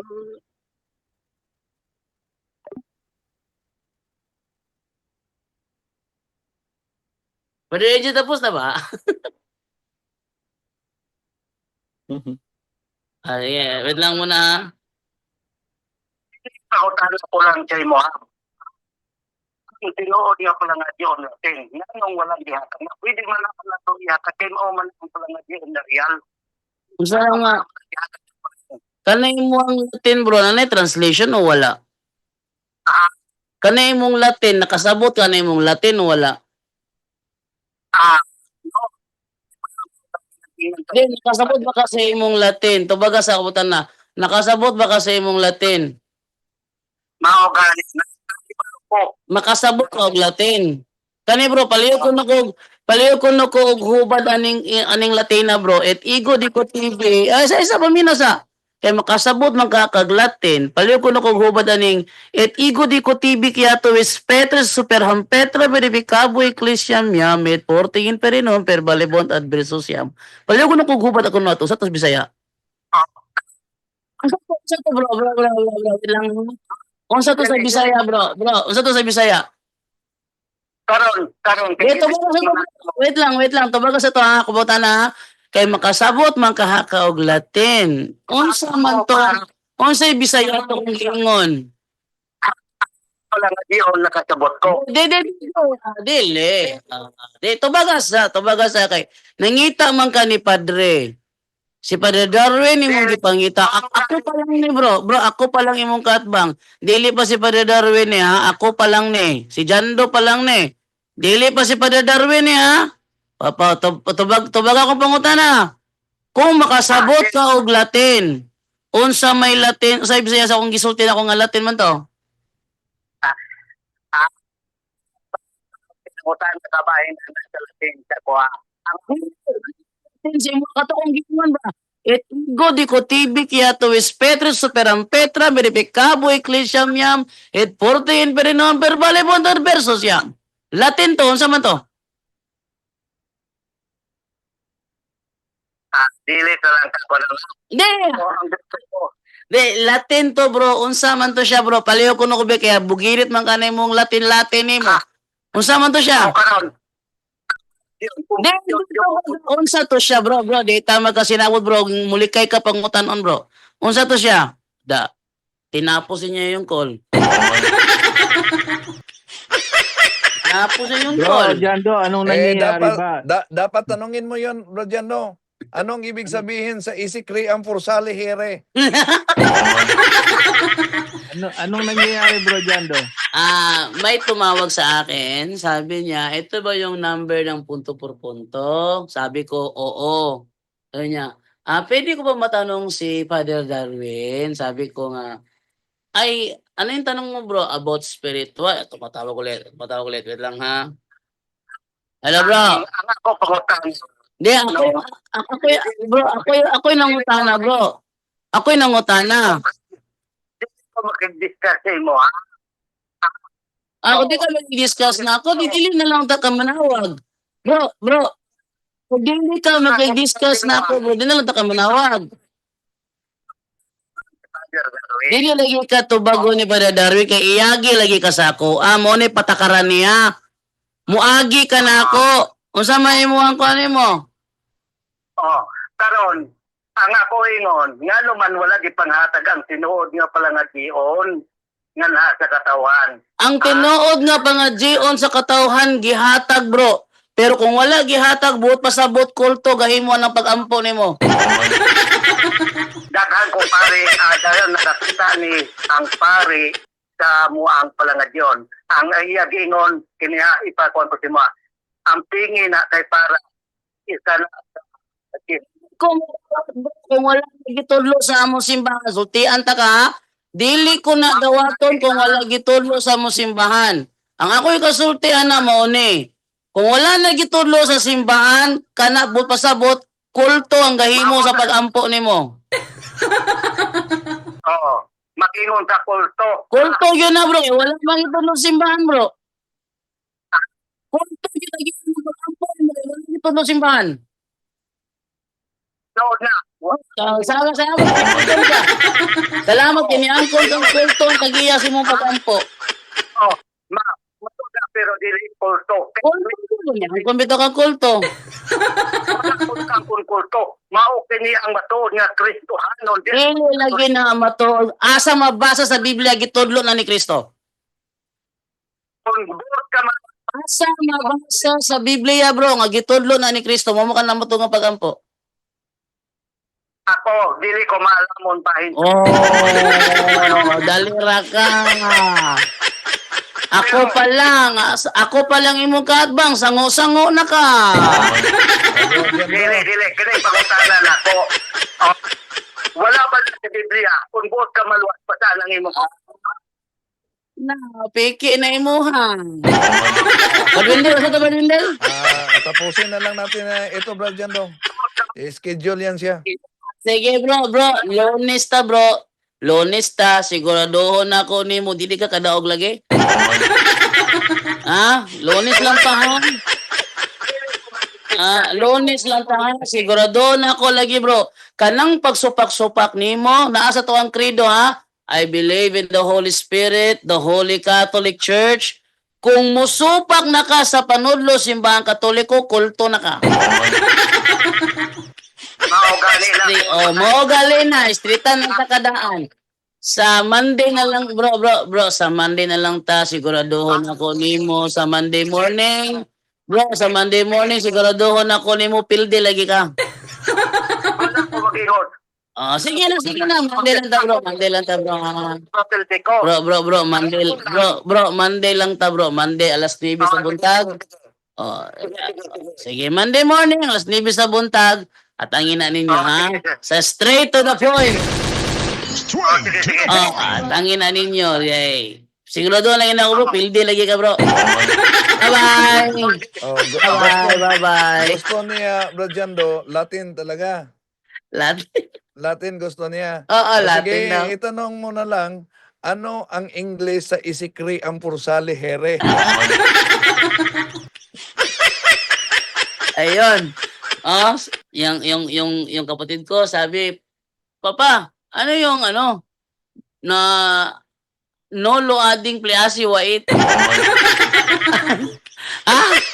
Nolo ading pliasi wait. Ano yung nolo ading pliasi wait? Ay nako. Yun pala, now loading. Please wait. Okay. So, sa Monday na lang yun kasi bukas may lakad ako, no? So, hindi ako available on bukas. And then, Sunday, meron silang activity sa kanilang pananampalataya. So, Monday morning na lang, 9 a.m., mapapanood po yan sa ating Facebook page, Jando Alabado, no? At doon kami yan, Bisaya yun. Pag pinatagalog ko yun, hirapan yun. Kaya ako yung nag-a-adjust, no? Pag Bisaya sila, Bisaya rin ako. Okay, so dito na po tayo sa tibag po pasalamat. Alam nyo kagabi, ba't hindi ako nakalog kagabi? Ang nangyari sa akin ganito. Siguro kagabi, nag-closing prayer na kayo kagabi. Nag-closing prayer na kayo, nagpasalamat na kayo, di na ako sumasagot kasi ganito ako. Ganyan. Nang pagdilat ko ng gano'n sa aking mata, nakita ko sa screen ko si Jurumag na lang. Tinignan ko yung oras, wala na. Sabi ko, dito na tayo magtatapos. Nag-closing prayer pa ako at saka closing team. Sabi ni Ate Edna, nag-pray na sila. Well, ang itsura ko kagabi, nakaganito. Yun. Okay, so pasalamat na po tayo at unahin si Brother Romel Palma ng Iloilo. Brother Romel, andyan ka pa ba? Gising ka pa? Romel! Tulog na. So, ating ibigay naman ngayon kay Brother Romer naman ng bukid ng Brother Romer. Okay, Bro Jando, maraming salamat po sa lahat ng mga nanonood sa Punto por Punto. God bless po. Good night and Ave Maria. Yun. Bye-bye. Bye-bye, baby girl. Bye-bye. Bye-bye, baby girl. Okay. So, ari na punta ngayon tayo kay ari na punta nga ron. Aljan Bagatnan. Nandiyan ka pa po si Aljan Bagatnan. Tingnan natin, ha? O hindi lang tayo iniwanan. Wala na si Aljan. Brother Wendell na lang. Brother Wendell, ikaw na mauna, Brother Wendell. Ikalawa, Brother Wendell. Okay, maraming salamat. Bye-bye. Okay, at may bigyan naman kay Brother John Ray naman, Brother John Ray. Brother John Ray. Yes, Jando. It's si Ayan. Krian Forsale. Oh, no lo ading Pleasio Wait.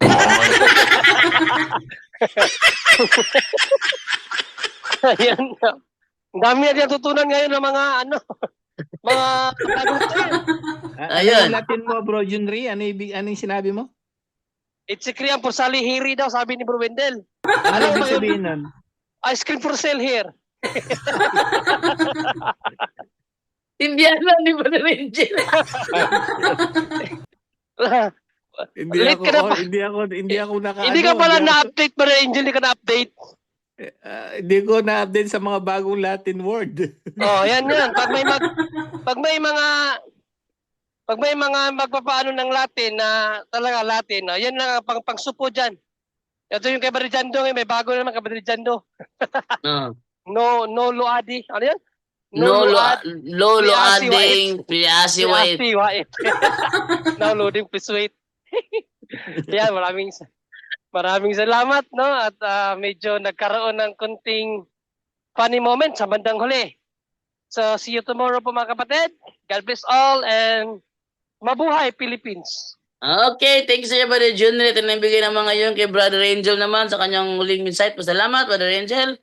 Amen. Praise the Lord. No? So, maraming salamat po. Una-una sa Diyos, sa lahat ng kanyang kalwalhatian at kapurihan magpakailanman. Thank you, Father God. Thank you, Jesus. Thank you, Holy Spirit. Thank you po kay Mama Mary. No? So, paalala po sa ating lahat, ating Panginoon Kristo, no? Isa lamang na mapagbalik loob natin, no? Sa laksa-laksang anghel, ang nagdiriwang. So, i-share nyo po ito, no? Makachiyang po tayo ng isa lang, no? Paano kung daan-daan pa yung na-save natin, nakaluluwa? Imagine mo, gano'ng kagalak, no? Ang mga anghel sa langit. At pabaon po ng ebanghelyo, napakaganda, no? Ano sabi ni Jesus? Gusto ko gumaling ka, no? So, nasabi niya sa so sinasabi lahat sa atin, ating Panginoon Kristo pumunta rito, no? Hindi po para tayo hatulan, no? Hindi para tayo iligtas. Sa lahat ng may kasakitan ngayon, spiritual man o physical man yan, sinasabi sa atin ni Jesus ngayong araw na to, gusto ko gumaling ka. Amen. Yun lang po. Naway marami tayong natutunan ngayong gabing ito. To God be the glory. Salamat po. Back to you, Bro Jando, and good night, everyone. Okay, good night, everyone. Brother Angel, sabi to ni Milagros. Okay. Yes po. Okay na, so pasalamat na po tayo lahat sa inyo and babay na po ako. Closing prayer na po tayo in the name of the Father and of the Son and of the Holy Spirit. Amen. Saint Michael the Archangel, defend us in battle. Be our protection against the wickedness and snares of the devil. May God rebuke him, we humbly pray, and do thou, O Prince of heavenly hosts, by the power of God, cast into hell Satan and all the evil spirits who prowl about the world, seeking the ruin of souls. Amen. In the name of the Father and of the Son and of the Holy Spirit. Amen. Sabi ni Brother John. Hey! Okay, bye-bye na po sa inyong lahat. Paalam.